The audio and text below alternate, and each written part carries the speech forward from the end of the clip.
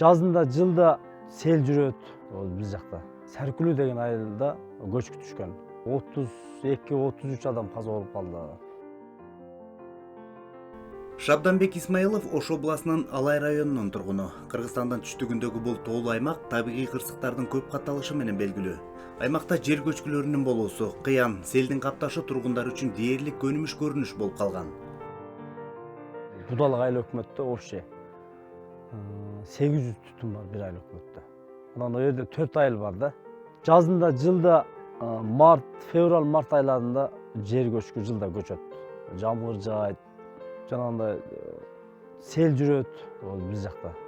Көпүрөлөрдү алып кеткен күндөр болду, мостторду кылат. МЧС келет, көчкүлө деп жылда эскертүүчү келип. Одан кийин ошо биз төшкө жакын тоонун түбүндө жашаган үчүн адамдар коркуп, Бишкекке мына чүй жака көчүп ар жерге жайгашты да. Азыр ошодон бери көп адамдар ушул жакта. Шабданбек бул жерге отурукташ кычакты 2 ирет жер которууга аргасыз болгон. Алгач Казакстандын Алматы базарларында иштейт. Бирок миграциялык кыйынчылыктар жана тоскоолдуктардан улам мекенине кайтып келип, чүй өрөөнүнө отурукташып, бул жерде өзү сүйгөн иши сайыпкерчилик кылып, жылкы таптап, ат такалап, жубайы Таттыгүл менен бирге 6 баланы тарбиялап келишет.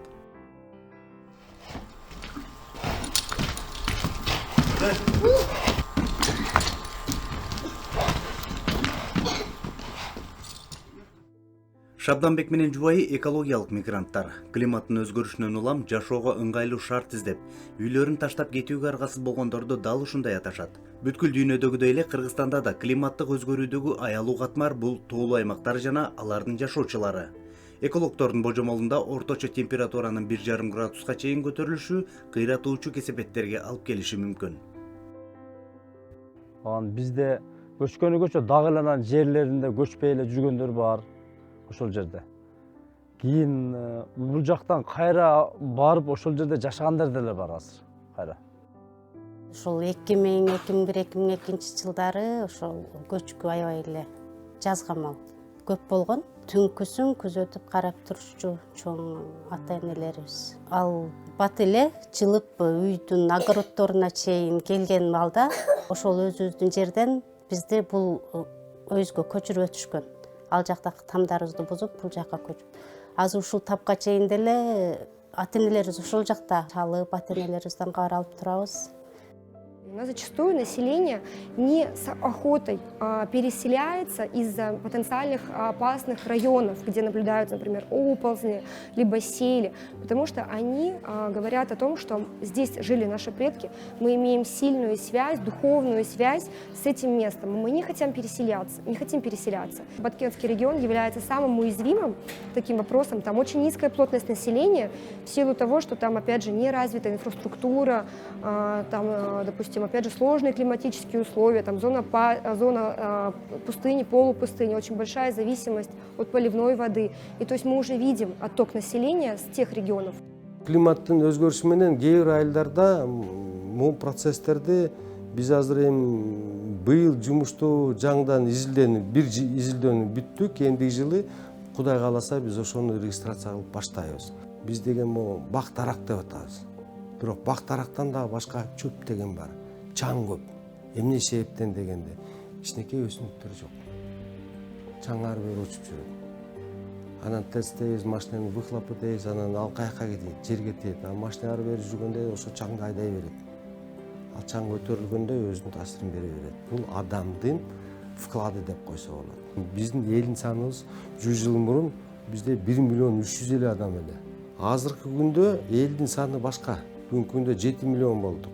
Анан мурунку Советский Союздун мезгилинен баштап курулган айылдардын өзүнүн мындай емкость деп коет. Батканы болобу, батын эмеси. Малдын саны баткандай болот, элдин саны да баткандай болот. Ошонусу деген мындай бир чек арага келип калат. Ошоно деген жаңы жерди издеп калабыз. Миграция от изменения климата барбы жокпу дегенде мы говорим, да, есть. Муган себептери дагы 2 себеп болуп калышы мүмкүн. Бир чети түз түрдөн климат өзгөрүшүнөн, экинчи чети бул деген социально-экономический ситуация дейбиз. Климатка өзгөрүүлөр боюнча дүйнө жүзүндө процесстер жүрүп атат. Анан Кыргызстан өзүнчө бир континенттин ортосуна турганы менен деле ошондой тобокелчилик бар. Ички миграция болуп калышы мүмкүн. Кыргызстан деген мына Парижский соглашение деп немесин ратификация кылды парламент. Ошоно деген Кыргызстан обязательство алды. Выбростарды азайтабыз деп. Бүгүнкү күндө Кыргызстанда ошо изилдөөлөр башталды. Ошо климаттын өзгөрүшүнүн факторлорду өзүнчө регистрациялап алды. А табигый өзүнүн процесстери болуп атканы бул деген өзүнчө деген. Малдын санын качестволоо өтүшүбүз керек деген сыяктуу бар. Анан көмүрдүн ордуна альтернативный источниктерди беришибиз керек. Андан тышкары деген машиналарды эмне кылабыз, чаңды эмне кылабыз деген пластиковый пакеттер деген бар. Алардан отказ бериш керек.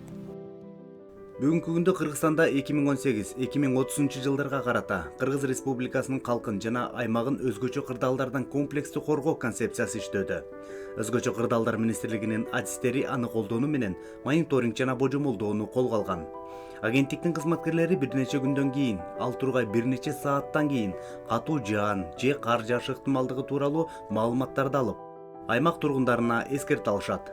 Бирок көрүлгөн чараларга карабастан Борбор Азия чөлкөмүнүн бардык өлкөлөрүнүн ичинен Кыргызстан дагы эле табигый кырсыктарга жана аба ырайынын кескин өзгөрүшүнө эң алсыз өлкө бойдон калууда. Международная организация по миграции сегодня вносит свой вклад в решение проблем изменения климата, вопросов экологии, вопросов, связанных с изменением климата и миграцией. Сегодня вопросы изменения климата очень мало изучены. Каждая организация, каждый эксперт, который вносит свой вклад в решение этой проблемы, это очень важный и ценный вклад. Мы вносим свой вклад тем, что мы привлекаем внимание к решению этих проблем, вовлекаем в решение этих проблем наших собственно мигрантов и членов их семей. И хотелось бы отметить, что вопросы изменения климата сегодня выходят на первый план и очень сильно волнуют как местные сообщества, так, конечно же, и наше правительство.